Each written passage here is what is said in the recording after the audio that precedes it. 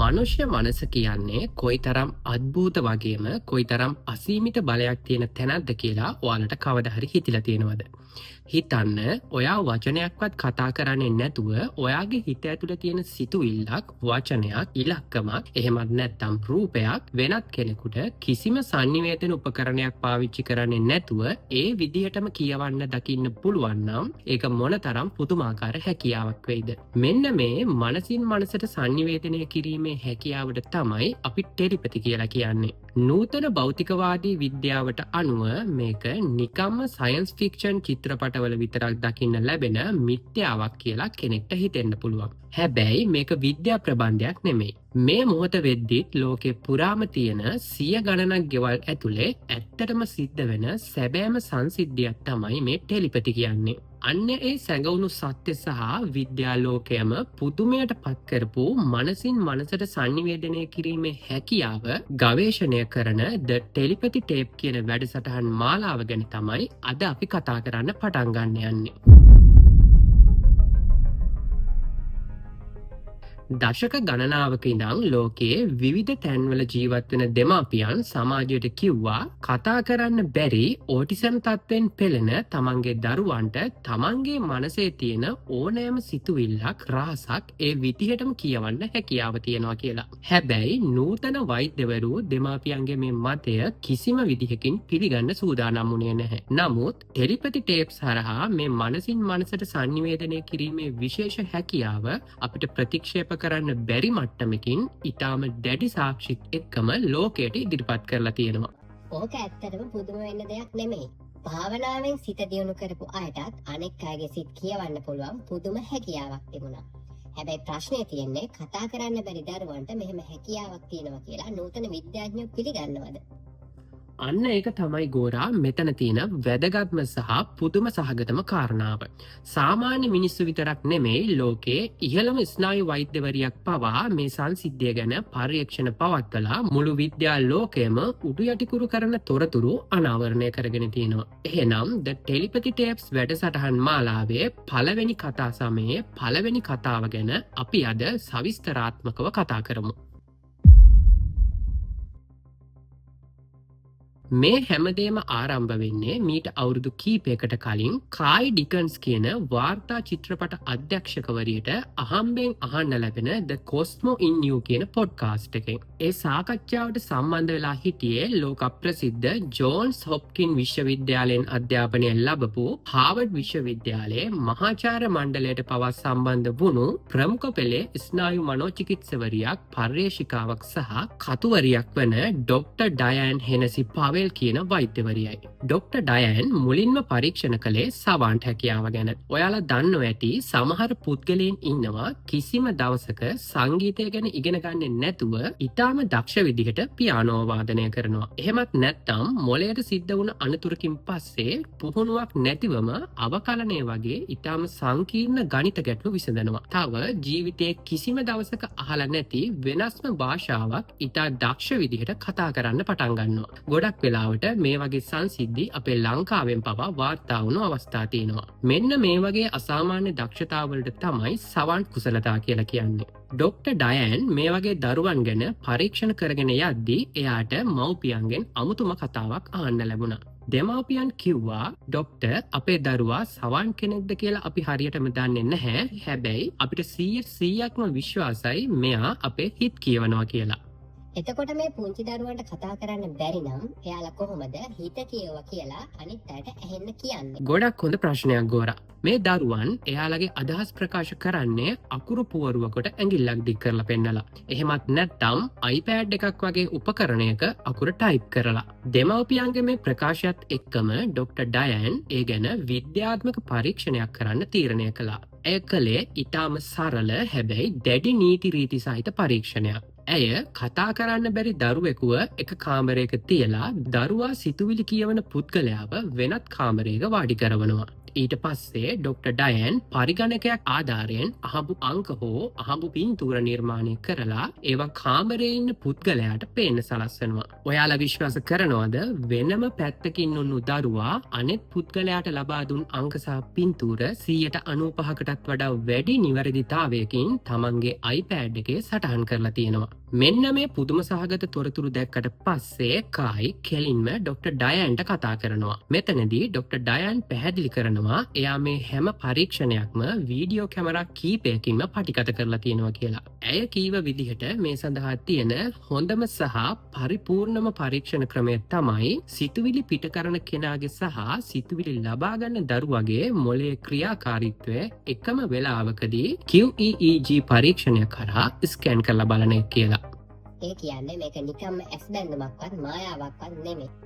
විද්‍යාත්මකව ඔප්පු කරන්න පුළුවන් සාක්ෂි තියෙන දෙයක්. ඔව් ගෝරා. කායි ඩිකන්ස් මේ පරීක්ෂණවල ඇත්ත නැත්ත තහවුරු කරගන්න ඩොක්ටර් ඩයන්ගේ පරීක්ෂණ වීඩියෝ කරපු කැමරා ශිල්පියා වුණු කෙනෙට්ට කතා කරා. කෙනෙට් තමන් ළඟ තිබුණු හાર્ඩ් ඩ්‍රයිව් එක කායි වෙත තැපෑලෙන් එව්වා. ඒකේ ටෙලිපති සිලෙක්ට්ස් කියන ෆෝල්ඩර් එක ඇතුලේ තිබුණු වීඩියෝ දර්ශන දැක්කාම කායි හිතාගන්න බැරි තරමටම පුදුමයටපත් වුණා. එතන තිබුණේ හේලි කියන කුඩා ගැහැණු දරුවා සහ ඇගේ චිකිත්සකවරිය අතර කරපු පරීක්ෂණයක්. මේ පරීක්ෂණය අතරතුර වුණු සියලුම කටයුතු කැමරා 5කින් පටිගත කරලා තිබුණා. කිසිම දෘශ්‍ය ඉඟියක් නොලැබෙන්න දරුවා සහ චිකිත්සකවරිය අතර විශාල ආවරණ සවි කරලා තිබුණා. ශබ්ද ඉඟි ලබා දෙන්නේ නැති බව තහවුරු කරගන්න කෙනෙක් විසින් මයික්‍රොෆෝන සවි කරලා තිබුණා. චිකිත්සකවරිය ආවරණය කරපු තැන ඉඳන් බලපු කාඩ් වල තිබුණු වචන සහ අංක හේලි 90%කටත් වඩා නිවැරදිව ටයිප් කරලා පෙන්නලා දීලා තිබුණා. කිසිම වංචාවක් එතන සිද්ධ වුණේ නැහැ කියලා මේ අවස්ථාව පටිගත කරපු කෙනෙක් කායිට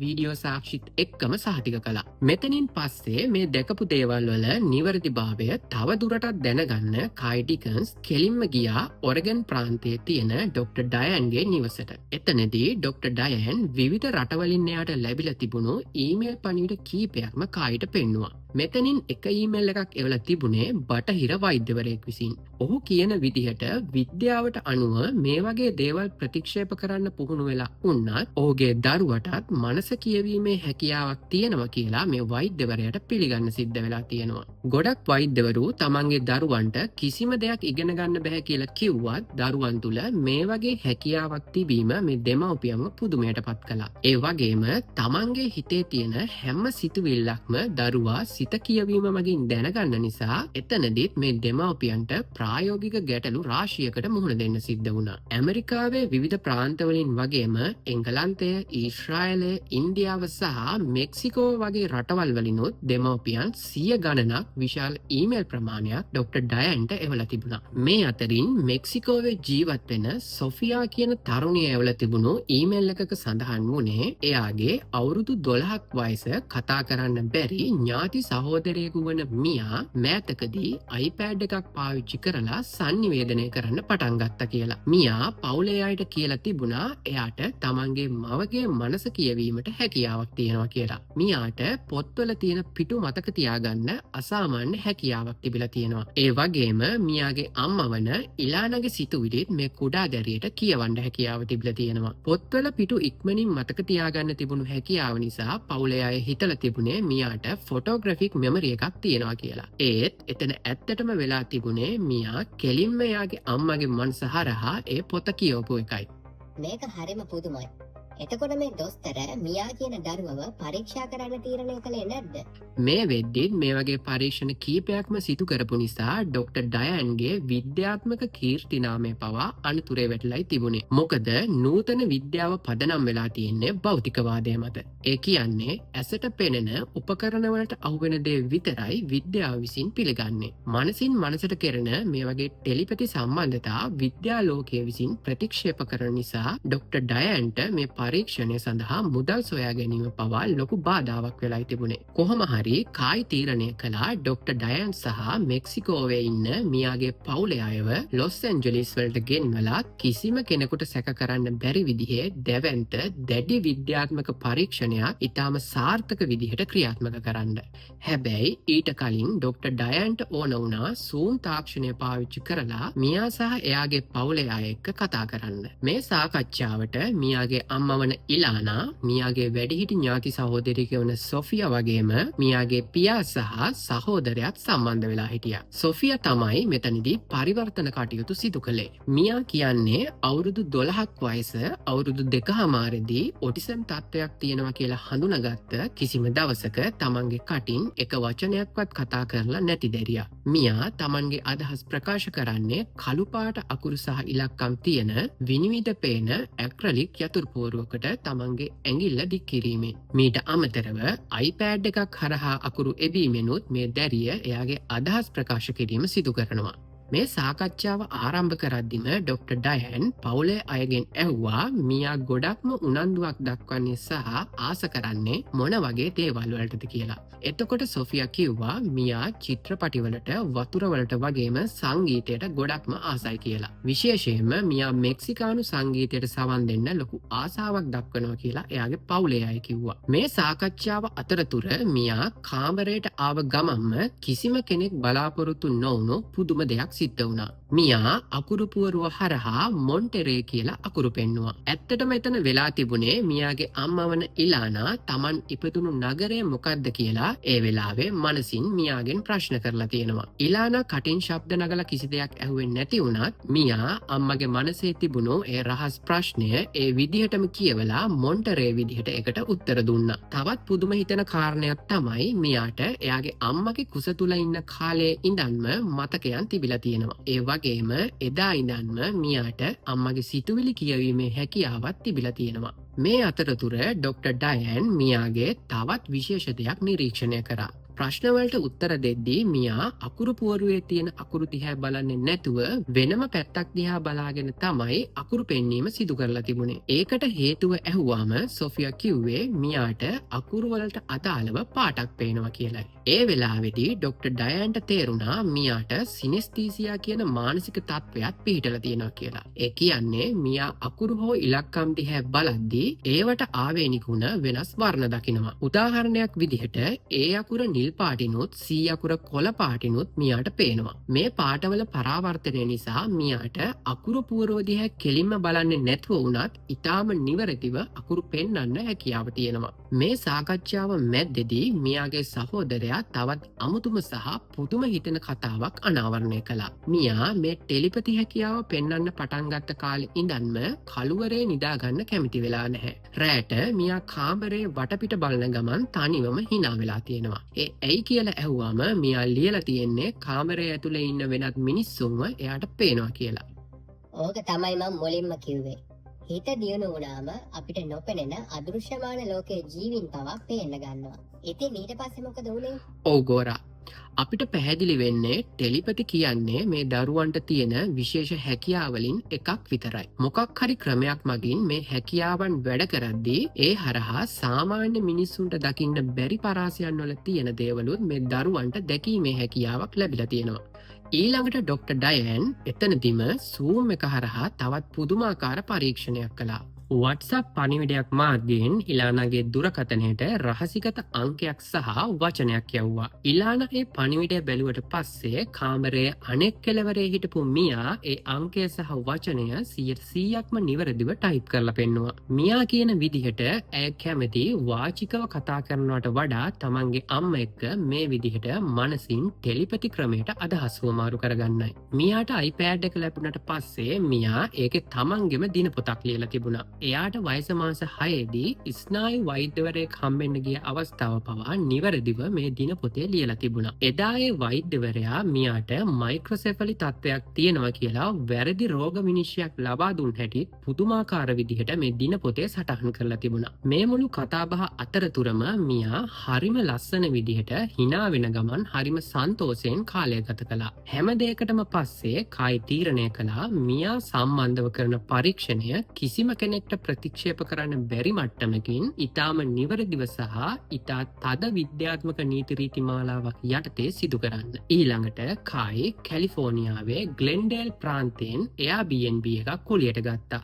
මේ තැන ඩොක්ටර් ඩයන් හෝ මියාගේ පවුලේ අය මීට කලින් කිසිම දවසක ගිහිල්ලා තිබුණේ නැති තැන. කිසිම ආකාරයක වංචාවක් හෝ ඇස් බැඳුමක් සිදුවෙන්නේ නැති බව සහතික කරගන්න පර්යේෂණයට අවශ්‍ය කරන ඇස් ආවරණ ඇතුළු සියලුම ද්‍රව්‍ය කායි විසින්ම ඇමේසන් වෙබ් අඩවියෙන් මිලදී අරන් තිබුණා. පරීක්ෂණය පවත්වන දවස වෙනකම්ම මේ කිසිම දෙයක් පෙට්ටිවලින් එළියට ගන්නේ නැතුව ඉන්නත් කායි විශේෂයෙන්ම සැලකිලිමත් වුණා. මෙතනදී කායිට විශේෂයෙන්ම අවශ්‍ය වුණේ පුළුවන් උපරිමයෙන්ම මේ පරීක්ෂණය විද්‍යාත්මක මට්ටමකට සිදු කරන්නයි. මේ පර්යේෂණය සඳහා වෘත්තීය කැමරා ශිල්පීන් ඇතුළු විශේෂ කණ්ඩායමක් කායි විසින්ම සූදානම් කළා. ප්‍රධාන කැමරා අධ්‍යක්ෂකවරයා වුණේ චිකාගෝ නගරයේ සිට පැමිණි කායිගේ සමීපතම මිතුරෙක් වන මයිකල් ඇග්නසන්ට්. මයිකල් කියන්නේ භෞතිකවාදී වගේම අද්භූත සහ ටෙලිපති වගේ දේවල් ප්‍රතික්ෂේප කරන දැඩි ස්කෙප්ටික් කෙනෙක්. ඒ වගේම පවුලේ අය එක්ක සංනිවේදන කටයුතු කරන්න ස්පාඤ්ඤ භාෂාව ඉතාම හොඳින් හසුරවන්න පුළුවන් ඩිස්නි චිත්‍රපටවල පවා සජීවීකරණ ශිල්පිනියක් විදිහට රැකියාව කරන රෙබෙකා කියන තවත් මිතුරියක්ව කායි සම්බන්ධ කරගත්තා. රෙබෙකා තමයි මේ සම්පූර්ණ පරීක්ෂණයම පරිවර්තන කටයුතු සිදු කළේ. පරීක්ෂණ දවසට කලින් මියාව වඩා හොඳින් තේරුම් ගන්න කායි ඇයට ප්‍රශ්න කීපයක් යොමු කරලා තිබුණා. ඒ ප්‍රශ්නවලට මියා එයාගේ iPad එක ආධාරයෙන් තමන්ගේම වචනවලින් ලියලා තිබුණේ අපේ හදවතට දැනෙන බුද්ධිමත් අධිෂ්ඨානශීලී පිළිතුරු පෙළක්. මියා ලියලා තිබුණේ මෙහෙමයි. මම මියා. මට ඔටිසම් තත්ත්වයක් තියෙනවා. මට කතා කරන්න බැහැ. මම සංනිවේදනය කරන්නේ ලියලා. හැබැයි මම ලෙඩෙක් නෙමේ. මම ගණිතයට කැමතියි. ඒ වගේම මම ගොඩක් බුද්ධිමත්. මම කරාඹු දාන්න සහ ගවුම් අඳින්න කැමති නැහැ. මොකද ඒව මගේ ඇඟට හරිම අපහසුයි. ගවුම් නැතුව ඉන්න එක මට පහසුයි. අම්මා මගෙන් අහනවා ඔටිසම් ගැන මට කොහොමද දැනෙන්නේ කියලා. මට ඒකේ හොඳක් දැනෙනවා. අපි හැමෝම එක දෙයකට දක්ෂයි. මම සතුටින් ඉන්නවා. මම ලොකු වුණාම මම ලියපු පොත් විකුණනවා. ඒ සල්ලි වලින් මම ජපානයේ නිවාඩුවක් ගත කරන්න යනවා. මම ජපානයට හරිම කැමතියි. ජපානයේ හරි ලස්සනයි වගේම දියුණු රටක්. ලබන සඳුදා ඉඳන් මම පාසල් යන්න ඕනේ. හැබැයි මම ඒකට පොඩ්ඩක්වත් කැමති නැහැ. අම්මා කියනවා මම හොඳ දරුවෙක් විදිහට පාසලේ ඉඳලා හොඳට වැඩ ටික කරයි කියලා. හැබැයි මම එහි ඉන්න ගුරුවරයාට කැමති නැහැ. මට හිතෙනවා මම කිසිම දෙයක් දන්නේ නැහැ කියලා එයා හිතනවා කියලා. මම එහි ඉන්න ළමයිට කැමතියි. හැබැයි මම දන්නේ නැහැ ඒ අය මට කැමති වෙයිද කියලා. හිතලා බලන්න කතා කරන්න බැරිව ඉන්න එක මොන වගේද කියලා. සමහර වෙලාවට ඒක නිසා ගොඩක් හිත රිදෙනවා. ඔටිසම් තියන අයට ඕනම දෙයක් කරන්න පුළුවන්. අපිට බැහැ කියන එක බොරුවක්. අපිට ඒක සාමාන්‍ය අයට වඩා ටිකක් අමාරුයි. හැබැයි අපිට පුළුවන්. මිනිස්සු අපිව මීට වඩා විශ්වාස කළා නම් අපිට ඒ හැමදේම කරන්න පුළුවන් වෙනවා. අද අපි ඉන්නේ පරීක්ෂණයක. අන්තිමට ඉතුරු වෙන්නේ හොඳ මතකයන් විතරයි. අපි හොඳ මතකයන් දහස් ගණනක් සටහන් කරගමු. හප්පොච්චියේ ඒ දරුවා ලියලා තියෙන දේවල් ඇහුවම පුදුම හිතෙනවා. කතා කරන්න බැරි වුණාට ඒ දරුවන්ගේ හිත ඇතුලේ මොනතරම් ලොකු ලෝකයක් මොනතරම් වටින අදහස් තොගයක් හැංගිලා තියෙනවද? හරියටම හරි ගෝරා. මියාගේ මේ ඉතාම බුද්ධිමත් වචන ටික කායිගේ වගේම මුළු පර්යේෂණ කණ්ඩායමේම ඉන්න පුද්ගලයන්ව පුදුමයට පත් කළා. ඊට පස්සේ එයාලා ග්ලෙන්ඩේල් වල Airbnb නිවසේදී කිසිම කෙනෙක්ට ප්‍රතික්ෂේප කරන්න බැරි මට්ටමින් මේ විද්‍යාත්මක පරීක්ෂණය ආරම්භ කළා. කායි පරීක්ෂණය පවත්වන කාමරයේ තිබුණු රූපවාහිනී තිර කණ්ණාඩි සහ ආලෝකය පරාවර්තනය කරන හැම මතු පිටක්ම රෙදි වලින් සම්පූර්ණයෙන්ම වහලා දැම්මා. එහෙම කරේ කිසිම ආකාරයක දෘශ්‍ය ඉඟියක් මියාට ලැබෙන්නේ නැති බව සහතික කරගන්න. මියාගේ ඇස් සම්පූර්ණයෙන්ම වහන්න ඇමේසන් වලින් ගෙනාපු මයින්ෆෝල්ඩ් කියන විශේෂ ඇස් ආවරණය පාවිච්චි කරා. කිසිම මතයක් නිකම්ම පිළිගන්නේ නැති මයිකල් පවා මේ ඇස් ආවරණ පාවිච්චි කරලා බලලා ඒකෙන් කිසිම දෙයක් පේන්නේ නැහැ කියලා සහතික කරා. පළමු පරීක්ෂණය ආරම්භ වුණා. පරීක්ෂණය වුණේ රැන්ඩම් නම්බර් ටෙස්ට් එකක්. පරිගණක මෘදුකාංගයක් මගින් 100 ඉඳලා 999 වෙනකම්ම ඉලක්කම් 3ක අහඹු අංකයක් ජෙනරේට් කරා. මියාව සහ එයාගේ අම්මව විශාල ආවරණ පුවරුවකින් වෙන් කරලා තිබුණ වගේම මියා ඇස් ආවරණය පැළඳගෙන වුණා. ඩොක්ටර් ඩයන්ට ලැබුණු පළමු අහඹු අංකය වුණේ 698. ඉලානා අංකය දිහා බලලා එක මතක තියාගත්තා. ආවරණ පුවරුව ඉවත් කරලා මියාගේ ඇස් ආවරණය ගැලවූ සැනින් මියා කිසිම පැකිලීමක් නැතුව හරිම සතුටින් තමන්ගේ iPad එකේ 6 9 8 විදියට ඩොක්ටර් ඩයන් ලබා දුන්නු අංකය නිවැරදිවම සටහන් කළා. ඊළඟ වටේදී ලැබුණු අංකය වුණේ 956. මියා ඒකත් ලස්සන හිනාවක් එක්කම 100%ක් නිවැරදිව සටහන් කරලා පෙන්නුවා. කායි සහ ඩොක්ටර් ඩයන් මේ විදිහටම පරීක්ෂණ 20කට වඩා සිදු කළා වගේම මියා ඒ හැම වතාවකදීම නිවැරදිම අංකය සටහන් කරන්න සමත් වුණා. අපේ එක වතාවක් නෙමෙයි 20 වතාවක්ම මේක කොහොමත් අහම්බයක් වෙන්න බෑ. එතන මොකක් හරි අමුතුම දෙයක් තියෙනවමයි. හරියටම හරි ගෝරා. හැබැයි ඊළඟට යාලා කළේ ඊටත් වඩා අමුතු පරීක්ෂණයක්. ඒක තමයි පොප්සිකල් ස්ටික් ටෙස්ට් එක. නිල් කහ දම් කොළ විදිහට පාට 6කින් පොප්සිකල් ස්ටික්ස් කීපයක්ම මේසයක් උඩ වෙන වෙනම ගොඩවල් කරලා තිබුණා. මියා ඇස් ආවරණ පැලඳගෙන ඉද්දිම එයාගේ අතට දෙන පාට කූරු අදාළ වර්ණ ඇති ගොඩ උඩ නිවැරදිවම තියන්න මියාට පුළුවන් වුණා. සමහර ගොඩවල් ඈතින් තිබුණ නිසා මියාට ඒවට ලං වෙන්න ටිකක් අමාරු වුණත් කායි විසින් ගොඩවල් ටික මියාට ලං කරලා දුන්නට පස්සේ මියා ගොඩක් ආසාවෙන් මේ වැඩේ නිවැරදිවම කරගෙන ගියා. කොළපාට කූරු කොළපාට ගොඩටත් රතුපාට කූරු රතුපාට ගොඩටත් වැටෙන විදිහට ඉතාම නිවැරදිව ඇස් පෙනෙන කෙනෙක් වගේම මියා මේ තේරීම සිදු කළා. මේක දැකලා පුදුමයට පත්වුණු කායි මියා මේ බලන්නේ එයාගේ අම්මගේ ඇස් දෙක හරහාද කියලා ප්‍රශ්නයක් ඇහුවා. පරිවර්තනය කරන කෙනා මාර්ගයෙන් මියාගෙන් ඒ ගැන ඇහුවට පස්සේ මියා කිව්වේ නැහැ මට හැමතැනම පේනවා කියලයි. ඉතින් මේ හැමදේම දැක්කට පස්සේ දැඩි ස්කෙප්ටික් කෙනෙක් වුණ කැමරා ශිල්පී මයිකල් මෙතන කිසිම වංචාවක් වුණේ නැති බවත් මේ සිද්ධිය 100%ක් සැබෑවත් බවත් පිළිගත්තා.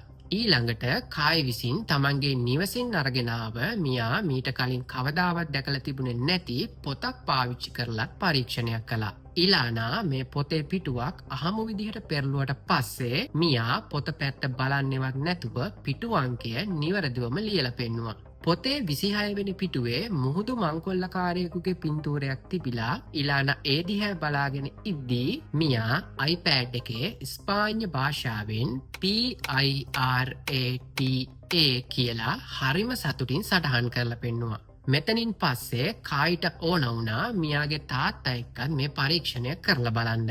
ඒත් මියාට එයාගේ තාත්තගේ මනසේ තිබුණු කිසිම අංකයක් හෝ වචනයක් කියවන්න පුළුවන් වුණේ නැහැ. එතනදී මියා සම්පූර්ණයෙන්ම අසාර්ථක වුණා. මේ අසාර්ථක වීමෙන් ඔප්පු වුණේ ටෙලිපති සම්බන්ධතාවය පවතින්නේ මියා සහ ඇයගේ මව අතර විතරක් බවයි. එදා හවස ඩොක්ටර් ඩයන් ඇතුළු කාර්ය මණ්ඩලය තවත් විශේෂ පරීක්ෂණයක් කළා. ඒ තමයි මොලේ තරංග ස්කෑන් කරන QEEG පරීක්ෂණය. මේ පරීක්ෂණයට අවුරුදු 25ක පළපුරුද්දක් තියෙන ප්‍රසිද්ධ මනෝවිද්‍යාඥ ඩොක්ටර් ජෙෆ් ටැරන්ට් සම්බන්ධ වුණා. ඔහු මියාගේ සහ මවගේ හිසට විශේෂ ජෙල් වර්ගයක් සමග වයර් තියෙන තද කැප්ස් කීපයක් සම්බන්ධ කරා. ඊට පස්සේ පරිගණකයක් හරහා ටෙලිපති ක්‍රියාවලිය සිදුවන වෙලාවදී මොලයේ සිදුවන සියලුම වෙනස්කම් ඉතාමත් සූක්ෂම විදිහට නිරීක්ෂණය කළා. මියා මේ වයර් සම්බන්ධ කිරීමට කැමති නැති වුණත් එයා පුදුමාකාර විදිහට මේ පරීක්ෂණය වෙනුවෙන් හැම දෙයක්ම ඉතාම බුද්ධිමත්ව ඉවසගෙන වුණා. ලැබුණු මූලික දත්තවලට අනුව ටෙලිපති සංනිවේදනය සිදුවන මොහොතේදී දෙන්නගෙම මොලයේ සියලුම තරංගවල ක්‍රියාකාරීත්වය කැපී පෙනෙන විදිහට අසාමාන්‍ය සමගාමී වර්ධනයක් සටහන් වෙලා තිබුණා. හැබැයි මේ හැම විද්‍යාත්මක සාක්ෂියක්ම ලබාගත්තට පස්සේ ඩොක්ටර් ඩයන් පවෙල් කායිට කිව්වේ අපි කොයිතරම් සූක්ෂම විදිහට කැමරා භාවිතා කරලා කන්නඩි වහලා ඇස් ආවරණ දාලා මේ පරීක්ෂණය සිදු කළත් නූතන විද්‍යාලෝකයේ ඉන්න මගේ සමකාලීන විද්‍යාඥයින් මේ කිසිම දත්තයක් පිළිගන්නේ නැහැ කියලයි. නූතන විද්‍යාව පාලනය කරන භෞතිකවාදී මතවාද නිසා මේ වගේ මනසින් සිදුවන දේවල් විද්‍යාත්මක සංගරාවල පළ කිරීමට පවා ඔවුන් ඉඩ ලබා නොදෙන බව ඩොක්ටර් ඩයන් පැහැදිලි කරා. මීටත් වඩා හොඳින් මේක ඔප්පු කරන්නේ කොහොමද කියන කායිගේ ප්‍රශ්නයට ඩොක්ටර් ඩයන් යෝජනා කළේ මීට කලින් ඇය පරීක්ෂණ කළ නිව්ජර්සි ප්‍රාන්තයේ ජීවත් වෙන අකිල් කියන ඕටිසම් දරුවා සහ ඔහුගේ මව වන මනීෂා හමුවීමට යන ලෙසයි. මියාටත් වඩා ප්‍රබල සාක්ෂි අකිල් ළඟ තියෙන බව ඩොක්ටර් ඩයන් කායිට කිව්වා. ඩොක්ටර් ඩයන් පවෙල්ගේ ඒ ප්‍රකාශයෙන් පස්සේ කායි එක දෙයක් හොඳින්ම තේරුම් ගත්තා. ඒ තමයි තමන් ආරම්භ කරපු මේ විශ්ම ජනක ගවේශනාත්මක ගමන මෙතනින් නතර නොකර දිගින් දිගටම මේ ගැන පර්යේෂණ කරන්න ඕනි බව. නූතන විද්‍යාලෝකය පවතින මේ දැඩි ගතානුගතික මතවාදයන් සම්පූර්ණයෙන්ම බිතලදාන්න ඕන නම් මීටත් වඩා ප්‍රබල කිසිවෙකුටත් ප්‍රතික්ෂේප කළ නොහැකි මහා සාක්ෂි අවශ්‍ය වෙනවා. ඒ අනුව සති කීපයකට පස්සේ කායි සහ ඔහුගේ කැමරා ශිල්පී මයිකන් නිව්ජර්සි බලා යන ගුවන් යානයකට ගොඩ වෙනවා. හැබැයි මේ වෙනකොට මියාගේ පර්යේෂණ සියසින්ම දැකලා තිබුණු නිසා මයිකල්ගේ හිතේ තිබුණු අර දැඩි භෞතිකවාදී සැකය සෑහෙන දුරකට ලිහිල් වෙලා තිබුණේ. එයාලගේ මීළඟ එකම අරමුණ වුණේ ඩොක්ටර් ඩයන් යෝජනා කරපු අකිල් කියන දරුවා සහ ඔහුගේ මව වන මනීෂා හමුවීමයි. මිනිස් මොලය සහ සිත කියන්නේ අපි හිතනවට වඩා ගොඩක් දුර යන්න පුළුවන් අනන්ත හැකියාවක් තියෙන අපිට වචනයෙන් විස්තර කරන්න අමාරු හරි අමුතුම දෙයක්. සමහර විට ඕටිසම් කියන්නේ රෝගයක් නොවී මනුෂ්‍ය පරිණාමනයේ අපි තවමත් තේරුම් අරගෙන නැති අලුත්ම පියවරක් වෙන්නත් පුළුවන්. ඔයා හිතන්නේ මේ කතා කරන්න බැරි දරුවන්ට ඇත්තටම අපේ මනස කියවීමේ දියුණු හැකියාවක් තියෙනවා කියලාද? එහෙම නැත්නම් මේක අපිට තේරුම් ගන්න බැරි වෙන මොකක් හරි විද්‍යාත්මක සංසිද්ධියක්ද? පහලින් කමෙන්ට් එකක් දාන්න. ඒ වගේම අපේ channel එක subscribe කරලා bell icon එකත් click කරන්න අමතක කරන්න එපා. ලෝකයේ අපි නොදන්න මේ වගේ අద్භූත සහ විද්‍යාත්මක රහස් අඩංගු වෙන තවත් කතාවකින් අපි ඉක්මනින්ම හමු වෙමු. එතකන් ඔයාලා හිතන දේවල් ගැන පරිස්සම් වෙන්න. මොකද කවුරු හරි කෙනෙක් ඔයාගේ හිත කියවනවා වෙන්න පුළුවන්. ඉක්මනින්ම හම්බෙමු.